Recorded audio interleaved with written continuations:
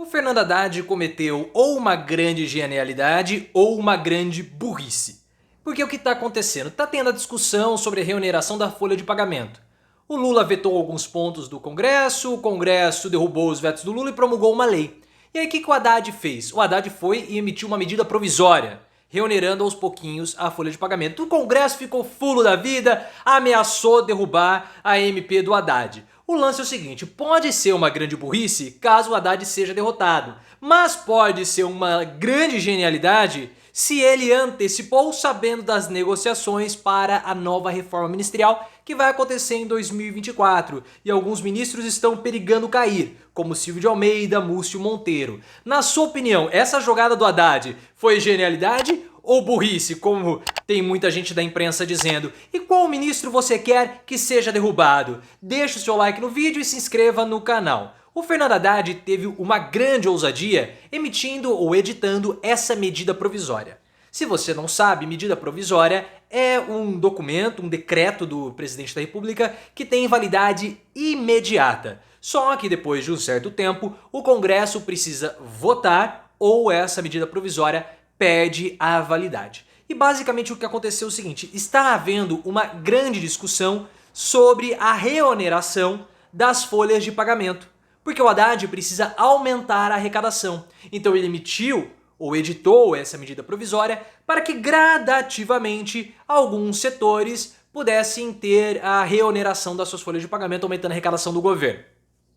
Só que os congressistas não gostaram e já fizeram chegar ao Lula que eles vão derrubar essa medida provisória em fevereiro, quando eles voltarem do recesso. Mas é uma medida que o Haddad está usando para arrecadar mais. O Haddad que está sendo criticado por pensar somente na arrecadação e não no corte de gastos. Mas o que o Haddad está fazendo, pessoal, é um corte dos gastos tributários. O que isso significa de um modo muito simples? O Haddad ele está querendo tributar aquelas formas ou aqueles investimentos, aquele dinheiro que escapam dos impostos e escapam dos tributos. Como, por exemplo, dinheiro em paraíso fiscal. O Haddad está tentando fazer as correções na lei, como, por exemplo, a taxação de fundos offshore. Isso é um corte de gastos? Sim, um corte de gasto tributário que vai aumentar a arrecadação. Então, por mais que estejam criticando o Haddad, ele está fazendo um bom trabalho. Mas aí aconteceu essa situação envolvendo a reoneração da folha de pagamento. Olha só o que aconteceu. Há um embate no Congresso. Porque o Congresso prorrogou a desoneração de algumas folhas, de alguns segmentos, até 2027. O Lula vetou. O Congresso foi e derrubou o veto do Lula e promulgou a lei. O governo Lula e a equipe econômica acreditam que não é constitucional isso que foi feito pelo Congresso e emitiu uma medida provisória. O governo vai fazer o que nesse momento? Pode judicializar essa ação do Congresso para derrubar no STF a lei que foi feita pelo Congresso.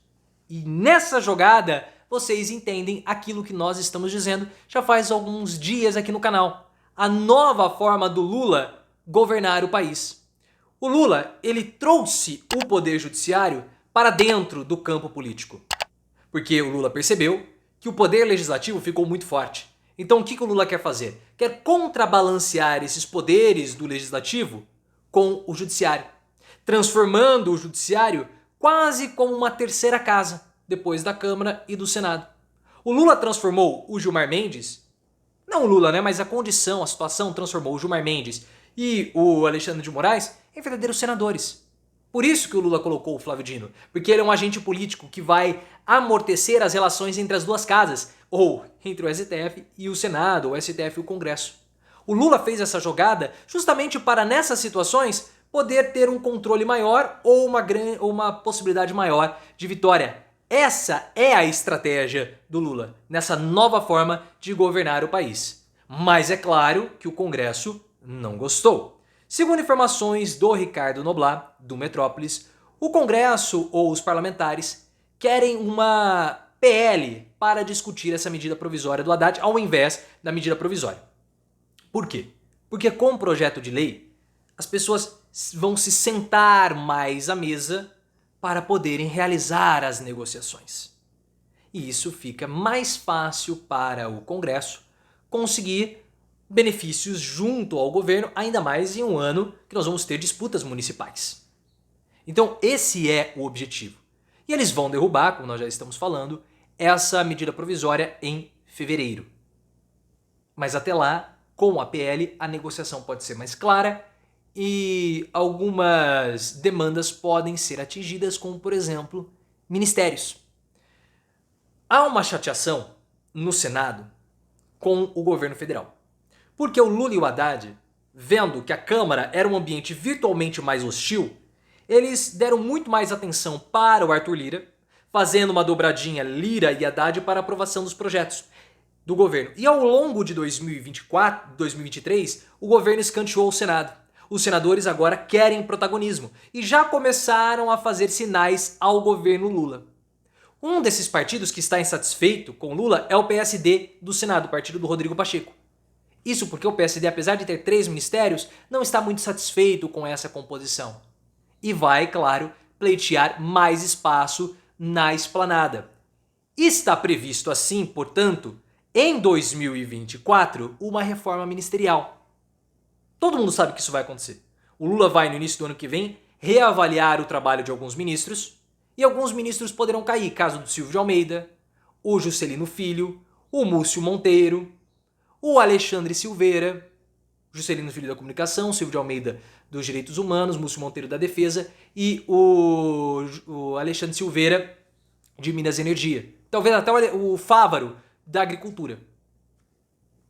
Nessa reforma ministerial, o Lula vai tentar azeitar outras relações. Por isso que a jogada do Haddad pode ser uma jogada genial. Porque o Haddad já promulga a medida provisória, já tem validade e depois, com as negociações da reforma ministerial e liberação de emendas, o governo ganhou tempo. Por isso que a jogada do Haddad pode ser uma jogada genial, mas também pode ser uma grande burrice, porque o Haddad pode sofrer uma derrota retumbante, o que seria uma mancha para ele nesse ano que foi um ano praticamente perfeito. Para 2024, o Lula vai precisar adotar com prioridade, e ele já falou que vai ser isso que vai fazer, segundo o Ricardo Noblat, um relacionamento com o Congresso. Por quê? Porque o Lula tem alguns projetos econômicos importantes para aprovar. Ou nem tanto assim, como por exemplo a PEC militar, que vai proibir que militares da ativa assumam cargos políticos, e também o PL dos fake news. Mas, isso tudo no primeiro semestre. Mas existe a segunda etapa da reforma tributária, que é a etapa que vai fazer a justiça tributária. É nessa etapa que o bicho começa a pegar. Porque nesse momento que começarão a ser discutidos os mecanismos de incluir os ricos no imposto de renda. E a gente sabe que quando começa a mexer com o rico, ainda mais em ano de eleição, é muito, mas muito difícil. Por isso, pessoal, que a relação com o Congresso e a necessidade de apoio do STF serão muito necessários para Lula em 2024.